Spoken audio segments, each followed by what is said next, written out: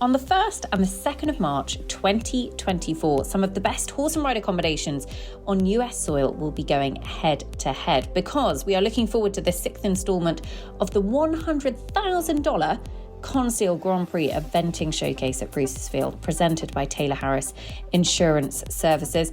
Double the prize money, double the stakes leading into Paris 2024, and you can get up close and personal with some of the stars. If you would like to get your tickets, as I say, they're available now. Go online to aikenhorsepark.org/eventing to purchase general admission, or if you fancy treating yourself, then there are VIP options available. Plus, go over to visit aikensc.com for everything you need to know about where to stay, where to eat, and all of the local attractions to make it a truly unforgettable experience and an unforgettable visit to Aiken in South Carolina.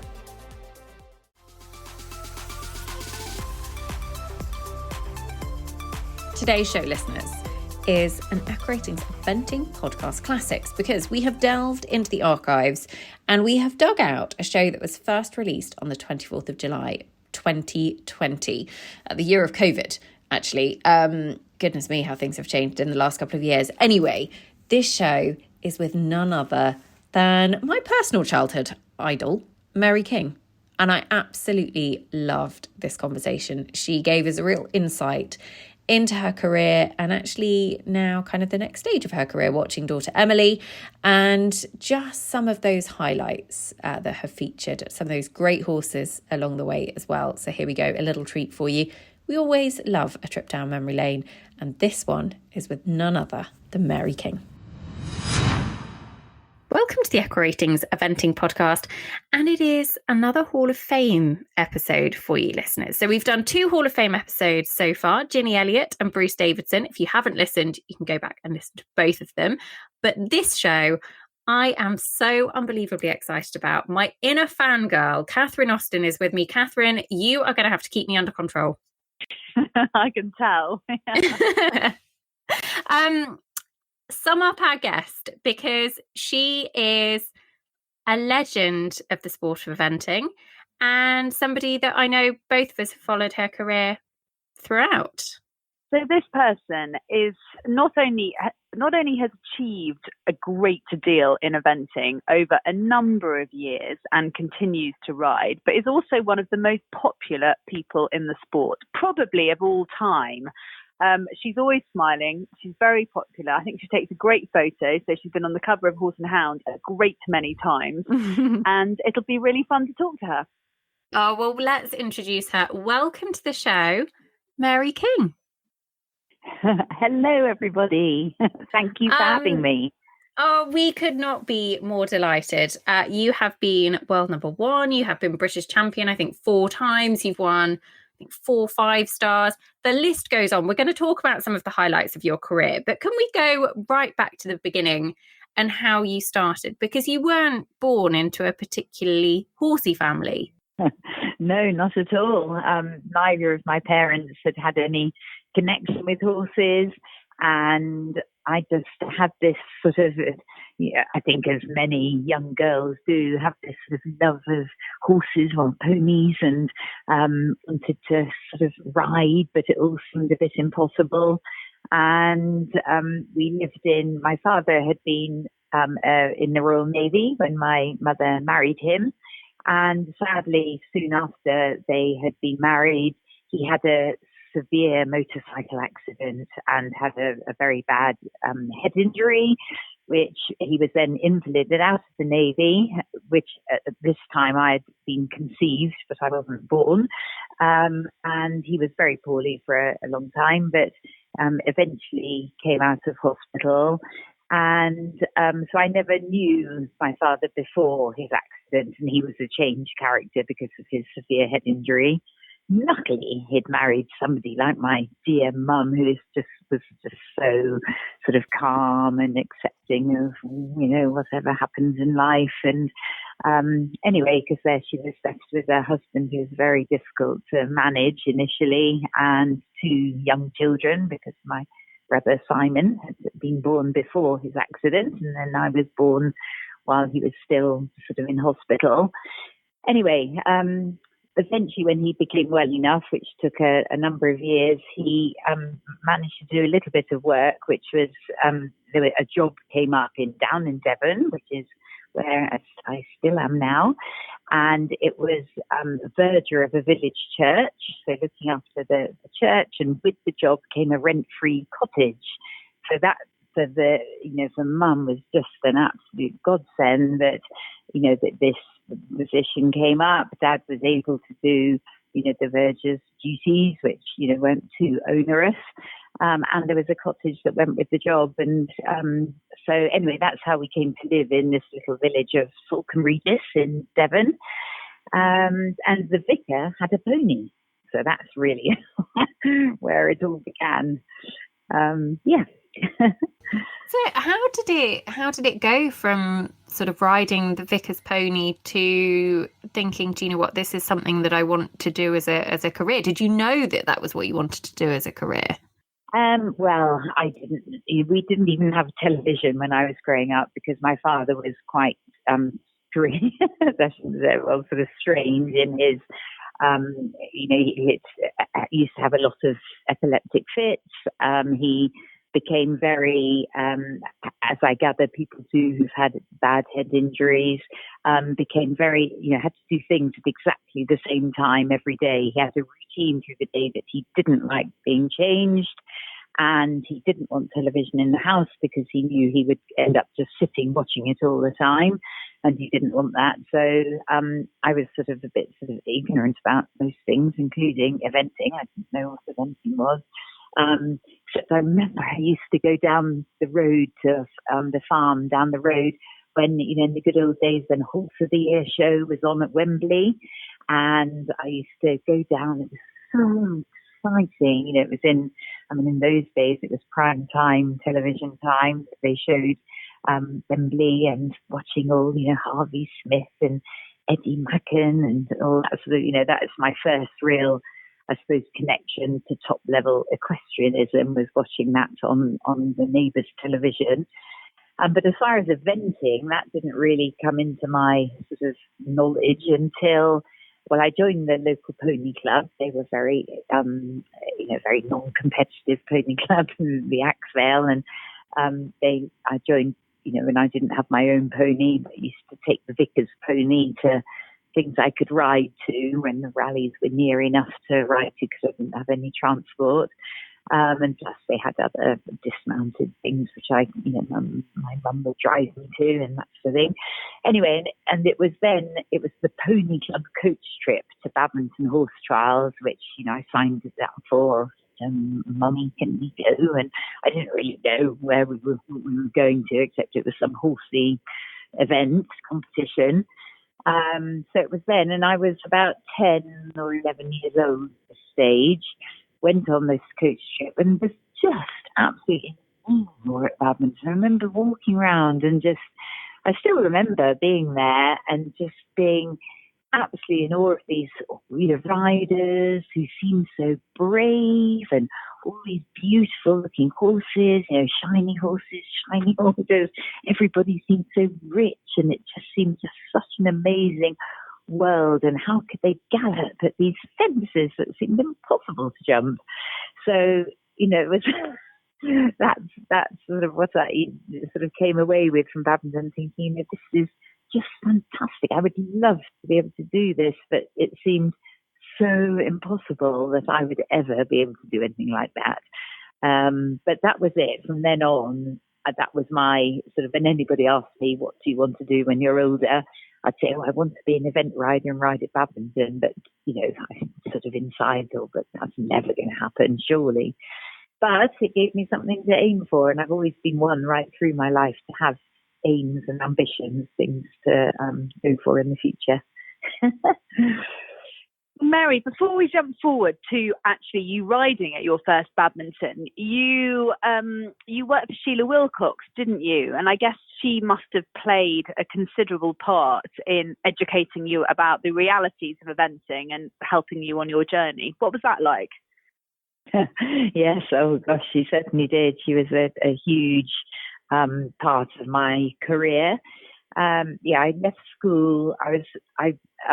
sort of rode Vickers pony, and then as I got a bit better at riding other people's ponies, and then eventually, I always wanted one of my own. Eventually, when I was 13, Mum and Dad realised it wasn't just a sort of passing phase. I was so keen that my grandpa died and left a bit of money in his will. And so we went out and found a pony, and so that then the local farmer let me use a field, and the vicar let me use a stable. So, managed to sort of get by. And that pony, luckily, he was only young. He was just 5 years old. So it was me as sort of not really knowing what I was doing and a young pony. But luckily, with, numbers of ups and downs, we got going together.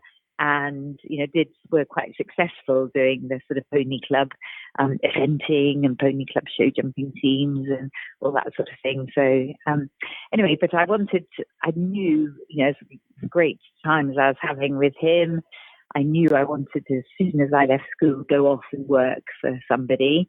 And then I was told about Sheila Wilcox. I didn't really know who she was, didn't appreciate how brilliant she'd been in her day. But a friend who was very horsey, her mum was very knowledgeable, and she said, you ought to go and work for Sheila Wilcox. So I didn't know who she was, but I wrote her a letter saying, explaining, and got a letter back saying to come for an interview. So I went, when I was, went with this interview, and I think in her eyes, she saw this young, ignorant girl who was very, very keen. And that she had herself, she'd been amazing in her time she evented, but she had a bad fall, broken her back, was unable to compete anymore, still could ride, even though she had one leg that didn't really work very well, but she was still very efficient on a horse. And I think she felt that maybe she could, through me, carry on her eventing career. I think that's in the back of her mind. She thought she could model me into, a good enough rider to go on and, continue her career, sort of thing. So anyway, I was all up for it. So I left school when I was 16, which you could in those days. Perfect. So much of a teacher's horror, because I was fairly, okay at school. I did quite well, in my O levels, as we did in those days, but had no intention of staying on for A levels, and they all thought I was mad. But luckily, that's where my father, let my mum take charge in a way, and mum was very supportive. She just let me sort of do my, follow my dreams. So off I went, built my pony. Had, funny how, as much as I adored him, I had no qualms about selling him, because I knew I needed to sell him. I couldn't go off and work for Sheila and have a pony at home because there was nobody to look after him. So I sold him, went to the Pony Club Championships at Stoneleigh, and then sold him straight after. And then off I went to work for Sheila, and I thought I was quite good. I remember arriving there, and lucky for me, although not so lucky for Sheila's head girl, the day before I arrived, a horse had come over backwards with her head girl, and so that the girl had been squashed and had her pelvis broken and was in hospital. So I arrived, and she was short of a rider, which for me was a huge opportunity. I think I wouldn't have been riding for months and months. I've been mucking out and grooming for ages before I was allowed to sit on a horse, except this had happened and she was short of a rider. So, so I started, and I thought I was quite good. Had great success with my pony, had, won quite a bit and this and that, and I went there thinking I was good. And I remember being brought right back down to earth with her. It took me a whole week to learn to ride a 20-metre circle at trot to how she wanted it, and that really brought me back down to earth. I realised I had a huge amount to learn. I can imagine. Talk to us about Divers Rock. When did he come to you? He was your first 5-star horse. When did he come to you? Was that while you were at Sheila's? Yes, no, it was. I spent 2.5 years at Sheila's, and as I say, I feel that for me, I built a huge, a wide base of knowledge for me to then build my career on, which I do feel often for young riders, maybe that's why you see a lot of young riders who, look amazing, but they don't seem to be able to keep going up to the very top level, as though their base of knowledge isn't broad enough and they reach the peak of their ability before they get up to a higher level, if you get what I'm trying to say. That's interesting. Whereas I feel for me, at the time at Sheila's, I learned so much about riding. She bought and sold horses, and I learned all about producing young horses, the stickability. She bought a lot of horses from sales that were very, very tricky, had real behaviour problems. That's why they'd been sent to the sales. And I was the one who was given the leg up with my back protector on the skull cap and see what happens, sort of thing. And so, I rode many, many horses in those 2.5 years. And I had many falls, but for some reason didn't seem to lose my confidence, and learned how to, produce horses, get this horse that was using all its energy against me to, it's gaining its trust and getting to understand. So it used its energy to work with me rather than against me. And so that, all the riding thing and how particular she was for riding the dressage, and also then all the stable management was such a high standard of stable management. I don't do things as well as we did in those, for her, and just everything, feeding, everything. It was a huge learning curve for me. So when I came away from Sheila's, I desperately wanted to progress. I wasn't good enough rider I did a bit of competing with her, but I wasn't quite good enough in her eyes to go on. So she would get Captain Mark Phillips, Richard Walker, those sort of riders to event the horses that were at competition level. But that was all good learning for me, watching those riders ride the horses I'd been producing. But anyway, that's why I left. And I want to progress. I want to try and compete myself. And then it was, Divers Rock came along. I found one horse initially because I had very little money to start with. I had the money I'd sold my pony with, which was £1,500. And I initially found a horse at Clarissa Bleakman's yard, Clarissa Strawn, as she was then. And she had a horse in to sell, and it was £1,200, this scatty 5-year-old thoroughbred horse. But, it was nice. It had good paces. Its jumping technique, although it was untrained, was there. So I bought it, produced it for 3 months, and sold it for £3,000. And that for me was great. I could, with what I'd learned from Sheila's, I could put into, and make money. So that's what I did initially, did a bit of that. And then, looked for a horse and came. Divers Rock was advertised in the Horse and Hound. And I went to see him. He'd been an ex-top show horse, had been to Wembley as a show horse, show hunter. He'd gone on and done pure dressage at Jenny Lauriston Clark, but wasn't good enough to do the Piaffe and Passage. He just didn't have the ability or mind to do it. So somebody had tried to jump him and hadn't got on very well. So I managed to buy him for £3,000. And I couldn't believe I was buying because he was beautiful, because he'd been a top show horse. And I remember trying to jump him when I went to try him, and he just crashed through this Cavaletti. And I thought, oh dear, sort of work needed here. But he was affordable for me at the time, and he was a beautiful horse.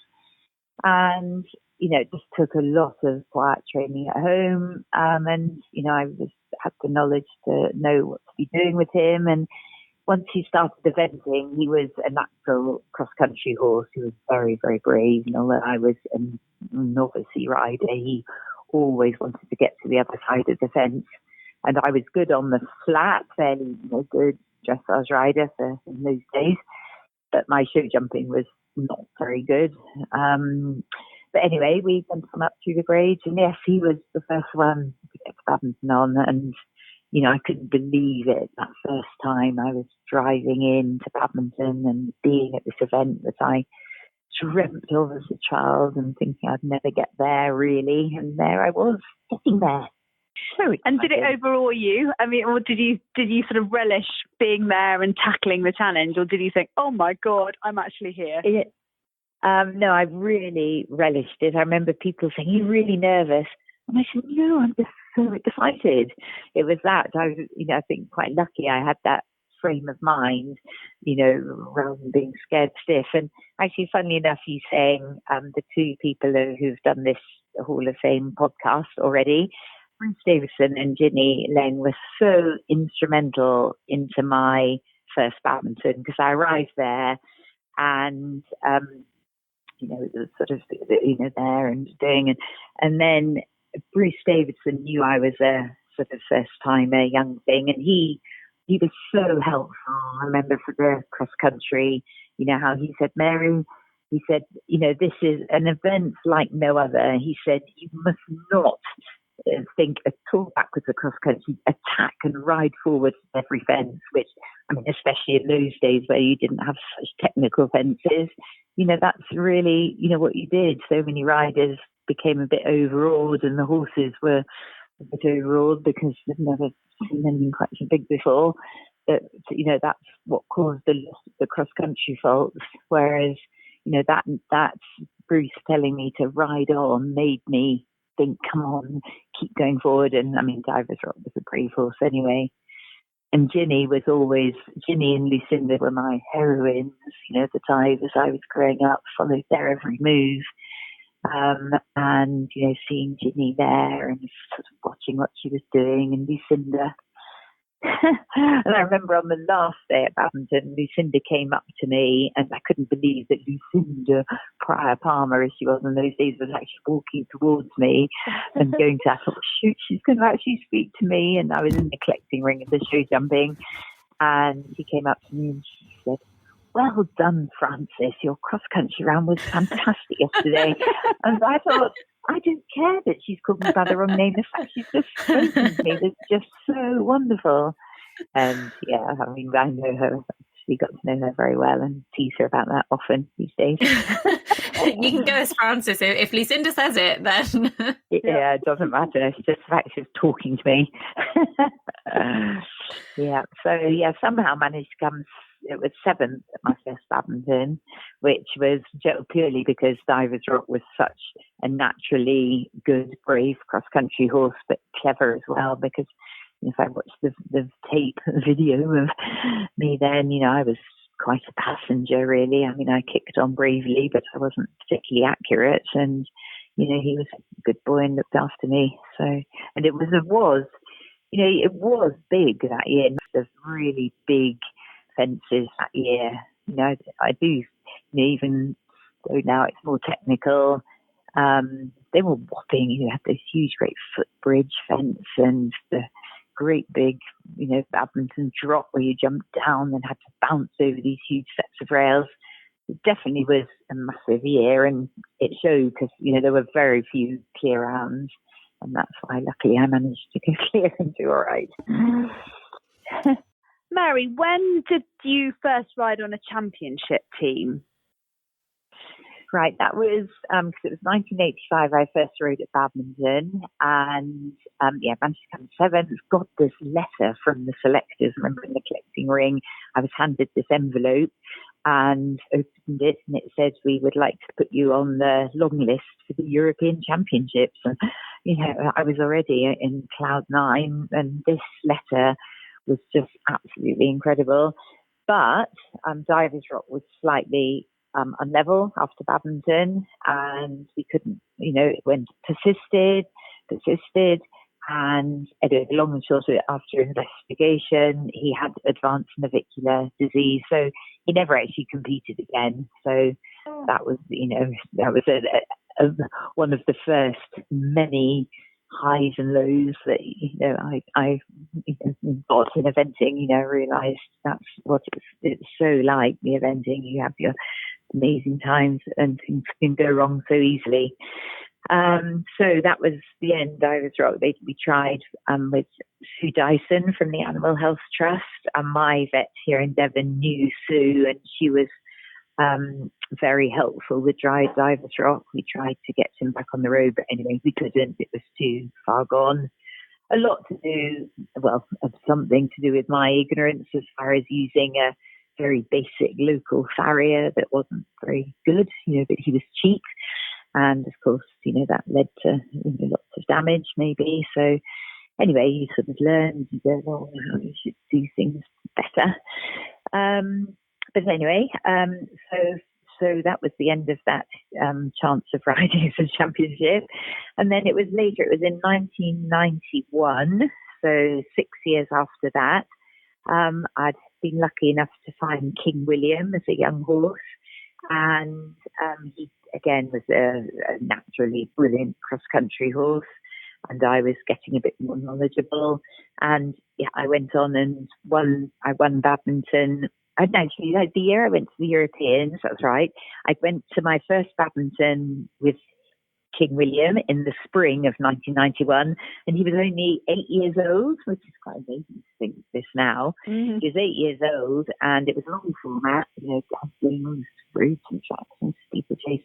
But he was a tough horse and although he was big, he was light on his feet. And anyway, so I went to badminton on this 8-year-old, and it had such an unfortunate thing happen. It was going clockwise, so we went through Huntsman's Close first early on in the course. It was absolutely teeming with rain, slippery, and I jumped through Huntsman's Close, and you had to turn quite sharply to the big tricana just there. I don't know if you remember in the olden days, it was always there. And I came round the corner, and he skidded and slapped down on his side, even though we were well studded up and in control, but he slipped over and fell. And in those days, it was nothing to do with the fence, but in those days you have the penalty zones. And because the fence is jumping out of Huntsman's Close, and then the tricana were close enough that the penalty zones overlapped. So in fact, I fell in the penalty zone because he got up and somebody ran from the crowd, gave me a leg up, and I literally from there kicked, and we just cantered on and jumped this huge tricana and carried on. And so I think he then carried on, and I had an amazing ride with him. Despite the bad conditions, he just galloped around. And I think even though we'd had our fall, the selectors were well impressed. So that's how I then got to my first. It was then that autumn, I went to Punchestown European Championships 1991. So yeah, that was my first time I'd ridden for it on the team. How was that feeling? Your first championship, Mary? Obviously, you'd had the heartbreak of Divers Rock, got back up to top level. How was the sort of the selection going to that Europeans in Punchestown? Yes, well, it was, one of my ambitions was to try and ride in the British team and to get that coveted Union Jack that you get to sew onto your show jumping jacket. That, when you ride for a team, you have your Union Jack and that's it. Nobody can take it away from you then. You have it for life. So it's something that, I think all young riders, would love to get, is that Union Jack. And I remember I didn't literally sew it on until just before, until dressage morning in case something went wrong. But it was just, the team training. We used to train at badminton, so to be there for the team training leading up to the championships was just wonderful. There was Ian Stark and Ginny Leng, although sadly her horse, I think it was Master Craftsman, was lame, so she didn't get to go, which was very sad. But anyway, she was there in the training, and there was Richard Walker, Karen Dixon, Katie Meacham, and myself. So, and there's a couple of reserves. So, just being at training with those top riders and eating with them and training with them was just such a great time.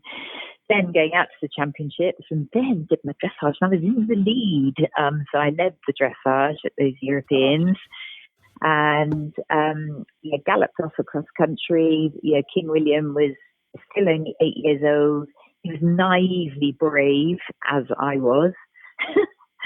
And so we galloped off happily round this course, and it was all just amazing until second to last fence was the water, and there was a big sheer drop. I mean, it was quite, wouldn't do this sort of fence these days because it was a really big drop down, complete, just literally step down into water, right down. Then you have to canter on, I think it was 3 or 4 strides, and you have to jump up onto an island under a sort of roof, and then jump back into water and then out. And anyway, it was a very complicated fence, but there was an alternative going in because it was quite extraordinarily big drop down into water.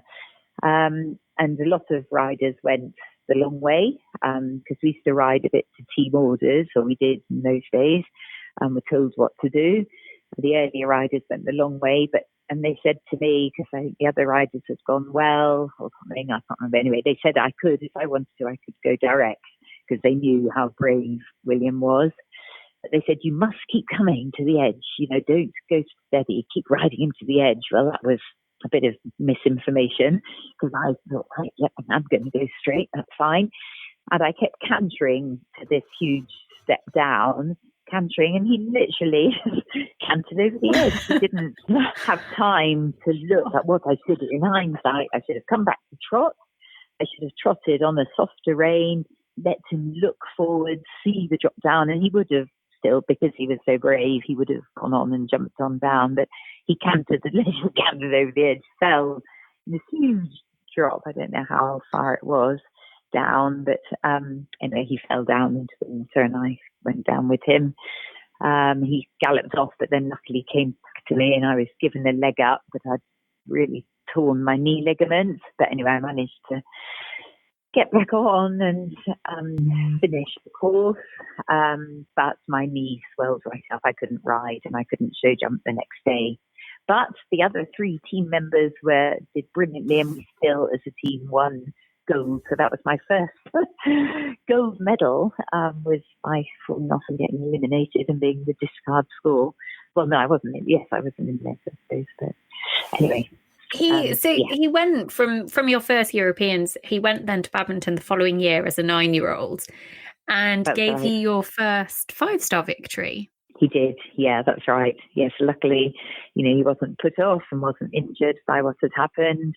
And yeah, he was just in great form. It was an amazing cross-country ride I had with him, and yeah, all good. And I somehow only had 1 show jump down, which I had a show jump in hand on the final day over Ginny.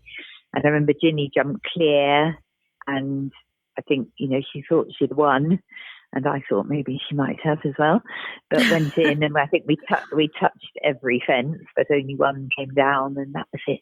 So. Tell us about King William, because he was known for being so exceptionally brave in the cross country, as you've already said, but he was liable to have a pole down on the final day, and it was almost the sort of a learning curve in itself, wasn't it? Because he gave you those real tastes of 5-star success, your first championship, but also what it was like to lose a 5-star on the final day.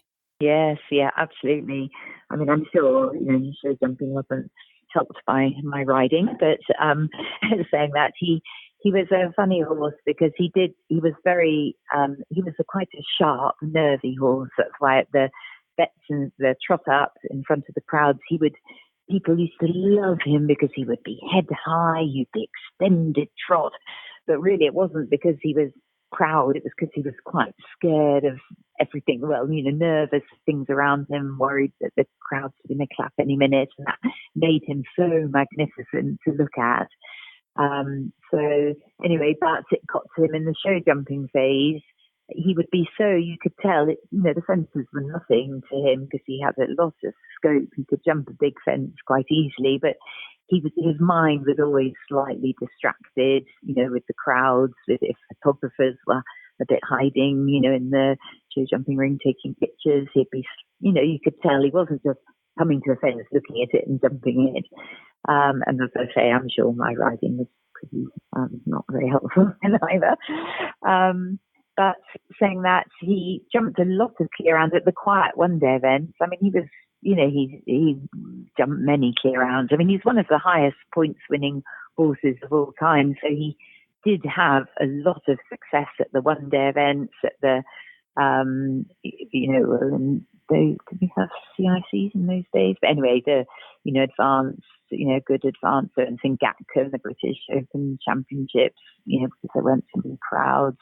It was the major 3-day events. I expect also because he galloped across country the day before, and it was there. It was very difficult to get to. Well, he didn't jump around, I don't think. I think I'm right in saying, he had, did have a number of 3-day events where he had many fences down on the last day. So, can I ask though, because whenever I used to watch you growing up, and I'm sure one of the things that, as we said at the start of the show, has made you so popular was that even when things hadn't gone to plan, there would be a smile on your face and a pat on your horse's neck as you came out of an arena, even if, you'd lost a 5-star or there was heartbreak. Was that something that sort of came naturally to you, or was it something that because I think that's something that actually a lot of people could learn from, and something that I think should stick with people as well. Oh, yeah, thank you. But, it's thanks to my mother, really. She was always, when I was doing my pony club thing, she always used to say, Mary, you must smile. Whatever happens, you must smile. Come out of the ring and smile. She said, it'll help you feel better. And, it's just, it'll help you put the mistake behind you and all this sort of thing. So it was her who made me. And would tell me off if I didn't smile, sort of thing. So it became sort of, in a way, it became, I suppose, habit to do it. But also, it's true if you, things go wrong, and if you can, you feel like just crying your eyes out, or and if you smile, it makes things not seem so bad and make you realise, actually, okay, that all that's happened is awful. But, think ahead, think of, smile, be positive, work out what you could do better for it not to happen. And just also realize, we're just so lucky to be doing this in our lives. Think of the people being in these war-torn zones or starving in Ethiopia, or, here we are prancing around on horses. So, appreciate what we're doing, even if it does go wrong. Mary, I'd love you to talk about Star Appeal, because he was a terrifically successful horse who perhaps doesn't get as much credit these days for the level of success he achieved. Do you feel that at all? Yes, he's one of the few horses that won both Badminton and Burghley back to back. There's very few have done that. And he followed on from King William. He wasn't as beautiful, King William was a sort of beautiful horse. Star Appeal was actually without, strips, as in, no tack on standing there. He was quite as unusual looking horse, a big Irish horse with a big head, not a lot of top line, but strong. But he was a really good performer. If I think, look back at his record, he was quite exceptional, how he'd always try his hardest. That's what he tried his hardest at all the events he did, and that's why he had so much success, because he wasn't as elegant or as beautiful moving as a lot of horses, but he would go in and do a dressage test absolutely. You could be so accurate on him and sort of correct, and that's how he would earn his marks. He was a clean show jumping horse. He was a good boy, and he was brave and a very strong horse for the long format 3-day events. He'd gallop around and still come to an end and feel like he'd go around a second time. So that was, lovely to have a horse like that. Because as well as his Badminton and Burghley victories, he also won Punchestown, took you to the Olympics, took you to Sydney, which must have been, quite an experience. That's but right, of all your Olympic performances, Mary, does London mean the most to you because it was the home Olympics, or is that slightly sentimental to say that? Yeah, no, it's because I've been lucky to have been to 6 Olympic Games. I can't really believe it, even now. But through the Olympics, they were all. Barcelona was so special because it was the first. Atlanta was a bit disappointing. Sydney was wonderful. I thought nothing would beat Sydney because of the excitement of traveling to the other side of the world with the horses, the tremendous welcome we got from the Australian people. They were just seemed to be, so appreciative of everybody being there and the way they are such a sporting nation and the great climate for sport out there. And they did it really well. So that was such a special Olympics. And then, I did, when I first heard that London had won the bid, part of me was excited because I had Imperial Cavalier and King's Temptress, who were both at the fairly top level of their game. And I thought, home Olympics, how exciting, a chance of riding. But I thought, but it's not going to be half as exciting, driving 3 hours in my lorry to the Olympic Games. So I went to London thinking it wouldn't be, great to compete at home games, but, not to expect too much. But I can honestly say now, having done London and the tremendous support we got from our nation, just the whole thing of London, it has been the best. That noise that followed, particularly the British riders as they went round the cross-country course, just echoing round the park. You must have felt popular then. I know, but that's actually one thing that we nearly made a mistake. You try and obviously leave no stone unturned, try and cover everything that might go wrong, and all that sort of thing. But what I don't think we had, I hadn't appreciated, and we hadn't as a team, that I couldn't hear my stopwatch beeping at each minute because of the crowd, the cheers, the roar from the crowd as you were galloping around. It was like a sort of Mexican wave, as in it was still, as you were galloping, you could hear it, it was going with you all the way around the course. And I remember coming to minute 1, galloping along and thinking, shoot, I can't hear my stopwatch. And at my age, I couldn't really see it either. I needed to put the specs on really to look at it if I was galloping along. So I couldn't. So that was quite scary in a way that I thought, gosh, here I am at, such an important event. And I don't know if I'm going the right speed. It's nice to know where you are at the minute markers and check that you are on time and all that sort of thing. But as it turned out, I was held anyway. A rider ahead of me had a fall and I was held for a while. So in fact, my time was gone a bit up the creek anyway. So that was, yes, it worked out all right in the end. But yeah, that was a bit nerve-wracking. I can imagine. If we sort of go back slightly, you broke your neck in 2001, and from then you then went on to the Olympics in Athens 2004, Hong Kong in 2008, London, as we've just said. At any point did you think, do you know what, I'm not sure I want to do this anymore? Or were you very much set on continuing your eventing career?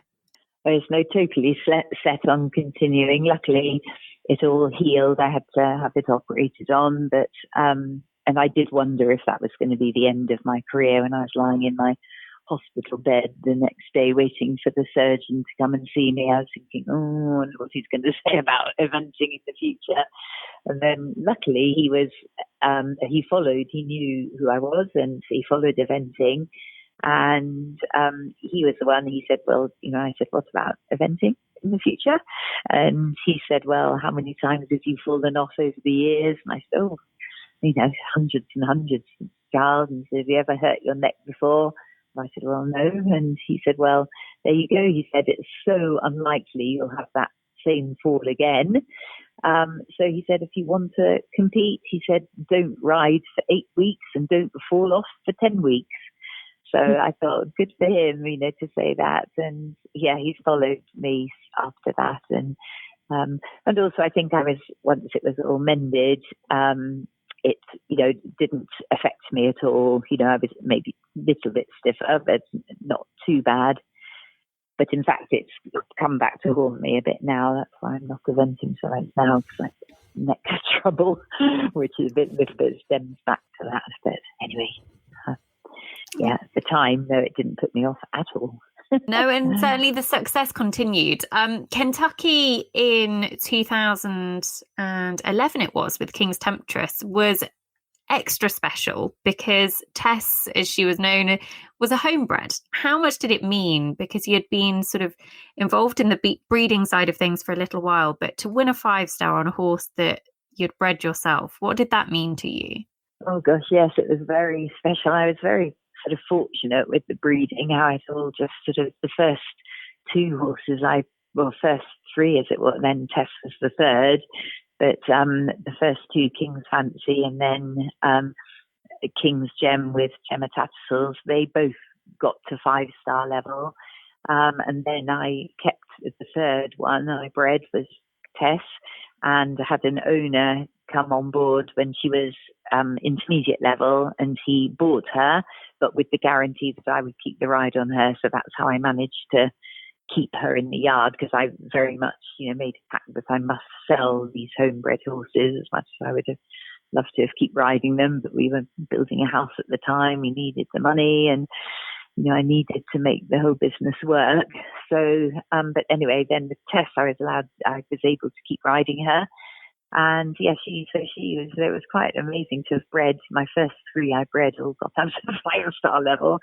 But yes, to win Kentucky, I took two horses out there. The other one was Fern Hill Urco, who is owned by Sue and Eddie and Sue Davis and Jeanette Chin, who were the people who owned the Cavalier horses. And he was a lovely grey horse that they owned. Anyway, and in King's Temperature, she wasn't incredibly talented, but she had a big heart, and she learned to trust me, and that's why she had so much success, because she was nice on the flat, but being fair, she was very obedient and well behaved, but she wasn't amazing dressage horse. And she was brave across country, but very just trusted me to do it because her technique wasn't great. And again, show jumping, she just sort of learned. She was hopeless as a novice horse jumping. She jumped a bit head high. She just wasn't very good at it, and she learned gradually how to get more air. And when it came to the crunch, she did jump clear rounds, which was always fascinated me, how she'd come up and let them out of the bag, which wasn't that good at it, really. So to win and being there in Kentucky, I was first with her and second with her, so first and second was incredible. But to win on the homebred, and also the fact that it was the first time that a mare had ever won run Kentucky, and let alone a rider breeder, on the homebred and all that. So it was all lovely, very exciting times. On the subject of breeding, Mary, obviously you've also bred a top-class event rider as well as event horses. What's it been like to compete alongside Emily and watch her career, be involved in her career, have to stand back from her career because people have to make, their own mistakes? What's that been like? Yeah, well, I feel very lucky to have, Emily, she always wanted to ride from a little young thing. I never persuaded her, but she always wanted to come up to the yard with me, and was always building jumps in the garden to jump around on foot. And, it was just in her to do it. There was no persuasion from me at all.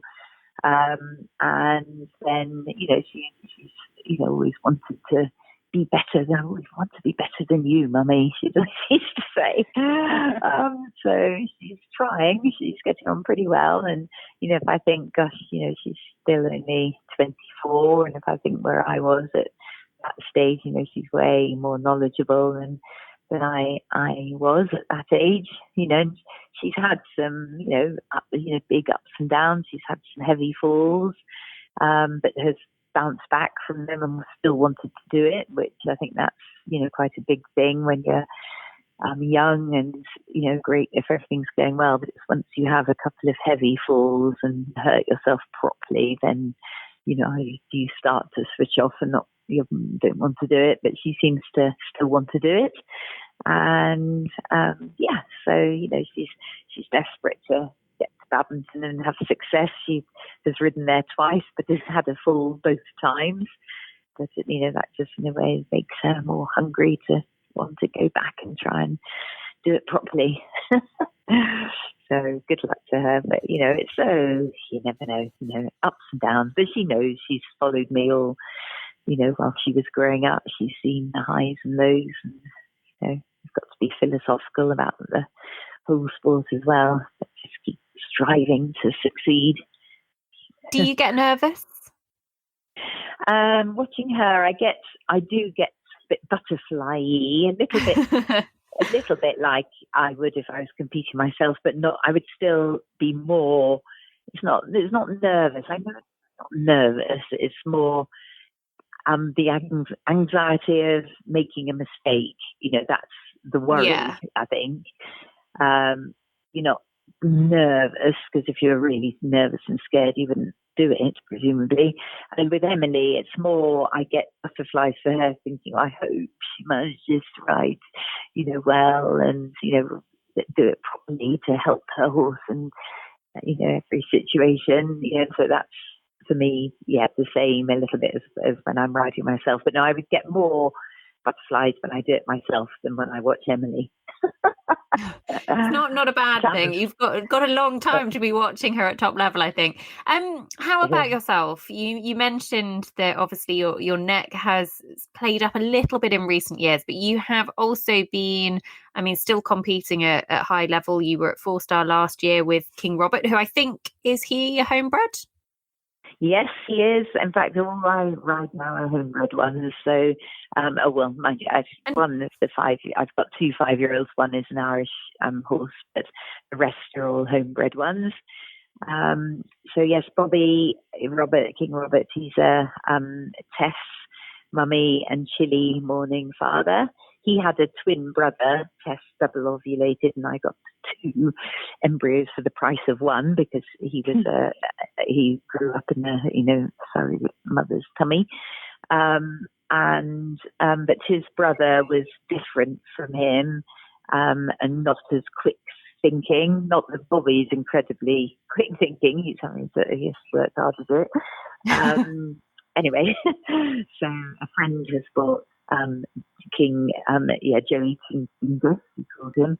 Anyway, but I've kept Bobby. I keep thinking, I should maybe sell him, but I enjoy riding him. He's quite, safe, and he knows me inside out. But he's such a sweetheart, but a little bit too quiet at times. But anyway, he's gone on and got up to 4-star level, and I still have got this ridiculous dream. I would still love to ride once more at the top level. In fact, the complete dream would be to ride with Emily at Badminton, and for mother and daughter, because I think I'm right in saying no mother and daughter have ridden together at 5-star level at the same event, as long as I beat her, that is. Yes, absolutely. That bit goes without saying. Mary, thank you so much, because honestly, we could sit and quiz you on the life and times of Mary King for many, many, many hours. And I'm sure our listeners would love to listen, but we have absolutely loved looking back on some of the highlights of your career. So thank you very much for sharing them with us. That's okay. It's lovely to do so. Thank you. Catherine, thank you as always. I have thoroughly enjoyed this one. So have I. It's been great fun. I thought I knew quite a lot about Mary King, but I've learned quite a lot as well. So, yeah. Oh, there's a lot more you don't know. We'll save it for another show. Mary, thank you very, very much. And welcome to the EquiRatings Hall of Fame. Listeners, we hope you've enjoyed this very special episode. And we'll be back very soon. But in the meantime, don't forget, get in touch with us at EquiRatings, at Eventing Podcast. We would love to hear from you, and tag us when you listen across social media as well. For now, that is all we've got time for. A huge thank you to Mary for her time, and we'll be back very soon. There you go, listeners. A lovely classics show for you. Some of these Hall of Fame episodes are my absolute favourites. We have got some more planned for 2024, so watch this space. For now, though, if you have any shows that stand out for you as ones that you particularly enjoyed and that you particularly remember, please do send them in. We'd love to share them again. And yeah, it's hard to believe. Over 900 episodes. in the archives. Lots to look forward to as well. We should hit 1,000 this year. Watch this space. Exciting times ahead, listeners. This episode of the EquiRatings Eventing Podcast is supported by our friends at Fairfax and Favour, and we wanted to tell you a little bit more about their extraordinary story. It was a story that began back in 2012 when two friends made a rather ambitious pact to combine their middle names and launch their very own footwear brand. They were actually funded by shifts at the local pub, and they then took a once-in-a-lifetime trip to Spain to find a factory that would produce luxury goods that would help kickstart the dream. From storing their precious new wares in a loft, launching on the show circuit and pursuing that dream, the Fairfax and Favour vision has since exploded, and there's a range now that includes bags, clothing, boots and sandals. The luxury shoe giants have an array of awards, including last year a Lloyds Bank Business Excellence Award, and they're passionate about raising money for charity and have already donated over £500,000 to really worthy causes. Their story continues, but for more information, go and visit their website, fairfaxandfavour.com.